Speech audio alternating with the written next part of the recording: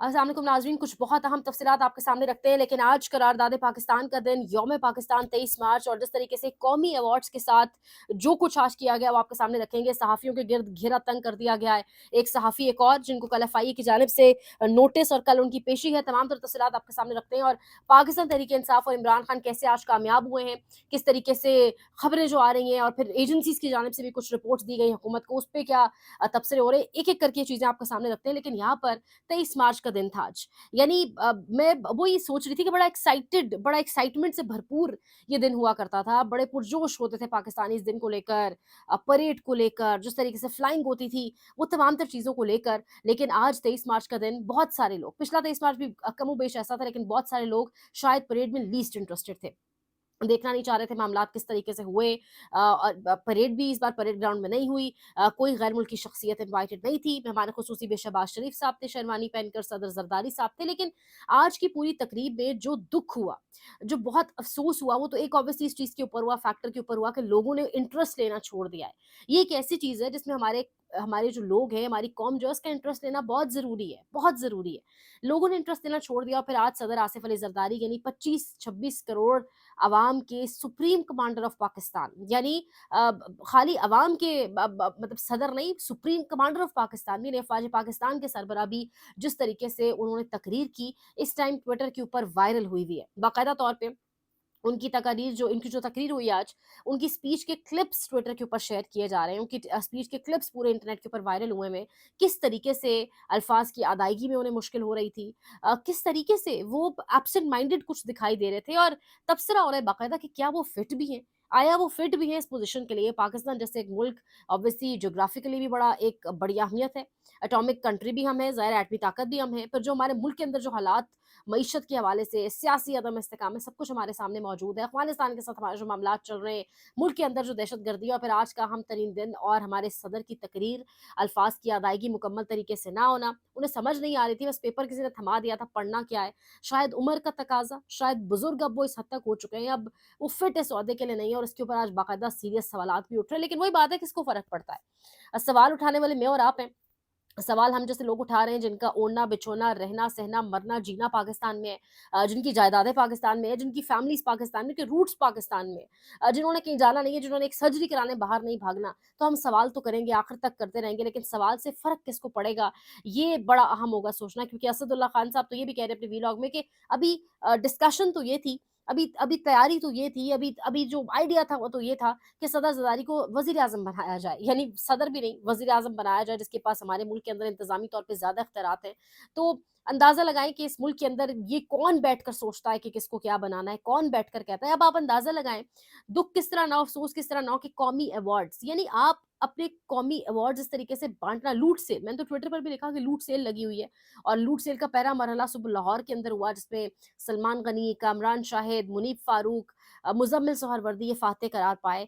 और मतलब इस तरीके से मुझे तो कभी-कभी ऐसा लग रहा था आज अवार्ड के अंदर से, जो सेरेमनी के अंदर से वो जब बताते हैं ना, आप जब आपको अवार्ड मिल रहा होता है तो पूरी डिस्क्रिप्शन आती है कि ये जिसको अवार्ड मिल रहा है, किस वजह से मिल रहा है, कहाँ-कहाँ खिदमात थी।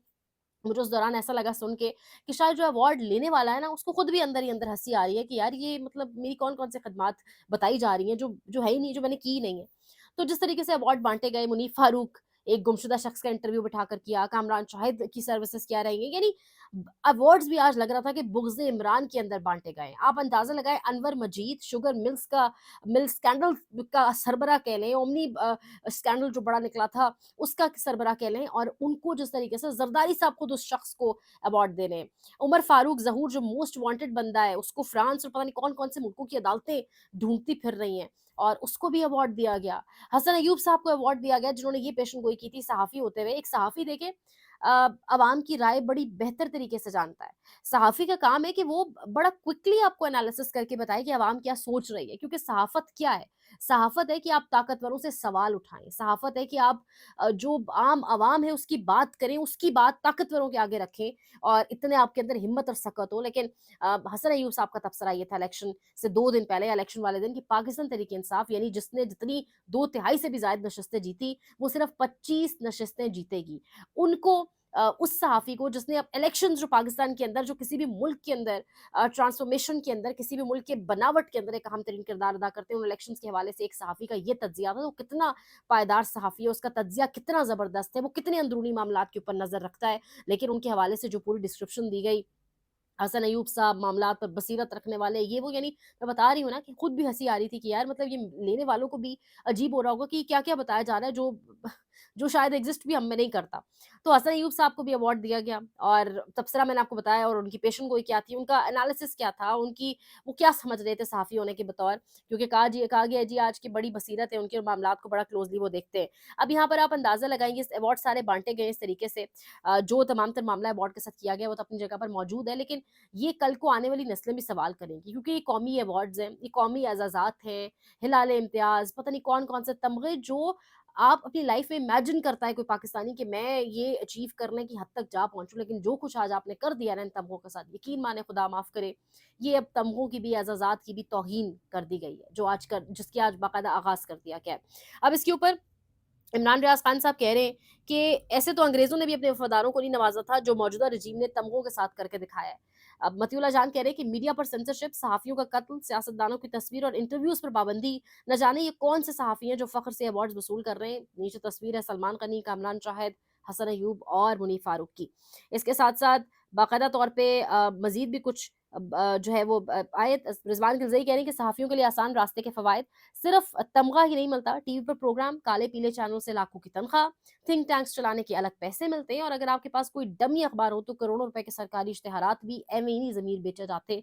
तो ये पाकिस्तान में ज़मीर बेचने के पीछे कहानी है। सबका शजरा पाकिस्तान, पाकिस्तान डे, आतिफ़ असलम साहब का सॉन्ग भी आया, लेकिन उस गाने के ऊपर आप अंदाज़ा लगाएँ कि तकरीबन 17,674 लोगों ने उसको डिसलाइक किया, थम्स डाउन किए, यानी 76% ने उसको देखा, तकरीबन 1,41,000 ने जब मैंने ये पिक्चर ली और उसमें से 76% जो हैं वो उसको डिसलाइक कर रहे हैं, 5,000 लाइक्स, 17,000 16,000 डिसलाइक्स। तो ये आतिफ असलम जैसा सिंगर अगर वो भी अब गाना गा रहा है, तो वो भी डिसलाइक किया जा रहा है। तो अल्लाह माफ़ करे, हम देख लें हम जा किस तरफ रहे हैं। सहाफ़ियों के गिर्द घेरा तंग कर दिया गया है। सियासत.पीके पे कुलीग सोहराब बरकत बाकायदा उनकी पेशी है। एफआईए के सामने उनकी पेशी है और उसके साथ-साथ अ, अब सियासत.पीके के नौजवान एंकर सोहराब बरकत को फेडरल इन्वेस्टिगेशन एजेंसी यानी एफआईए ने ज़ाती हैसियत में तलब कर लिया, गिरफ्तारी का खदशा और उनकी पेशी है। उससे पहले वो इस्लामाबाद हाई कोर्ट भी जाएँगे ज़मानत के लिए और फिर उसके बाद एफआईए भी जाएँगे। तो ये एफआईए की पेशियाँ, ये चक्कर क्यों कटवाए जा रहे हैं, क्यों लगवाए जा रहे हैं, ये मैं और आप सब जानते हैं।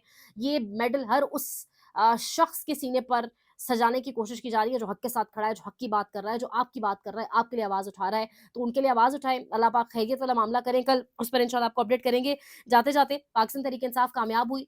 एक एहतजाज का अनाउंसमेंट की गई थी पाकिस्तान डे के ऊपर और एहतजाज इतने ज़बरदस्त तरीके से हुआ, रैलियाँ निकली, सियालकोट, मंडी बाउद्दीन, मरी, नारोवाल, अडयाला के करीब भी कहा जा रहा है कि यूथ विंग के जवानों ने बाकायदा कोई अफ्तारी का एहतमाम किया हुआ था। मरकज़ी रैलियाँ नहीं थी, टोलियों में थोड़े-थोड़े करके लोग थे। जबकि कल सहरी के दौरान बाकायदा छापे मारे गए इन रैलियों को और आज के दिन इकट्ठे होने से रोकने को। तो आज भी कामयाब पाकिस्तान तहरीक-ए-इंसाफ हुई। लाहौर के अंदर बड़ी तादाद में निकली, सनम जावेद, आली हमज़ा ये लोग साथ मौजूद थे। तो वो कॉल के ऊपर निकले आज फिर पाकिस्तान का झंडा, पाकिस्तान तहरीक-ए-इंसाफ का झंडा लेकर, छापे सहरी के वक़्त भी मारकर इन तमाम तर चीज़ों को रोकने की कोशिश की गई थी। इन रैलियों के हवाले से बाकायदा कहा ये जा रहा है कि एजेंसीज़ ने रिपोर्ट्स भी हुकूमत को पेश की हैं। तो ये बड़ा गलत काम हो गया। पंजाब हुकूमत रेड्स करवाने के बावजूद इन टोलियों में निकले हुए लोगों को नहीं रोक सकी। मज़ीद कुछ अपडेट्स करेंगे बलूचिस्तान और कुछ मज़ीद चीज़ों के हवाले से भी। अपना ख़्याल रखें, चैनल को लाइक करें, शेयर करें, कमेंट सेक्शन में जाके अपने फीडबैक का इज़हार करें। अल्लाह पाक हम सब पर अपना करम करे। पाकिस्तान अल्लाह करे आगे बढ़े और बेहतरी हो। ताक़ रात है, दुआ भी कीजिएगा। अपना बहुत ख़्याल रखें। अल्लाह निगहबान।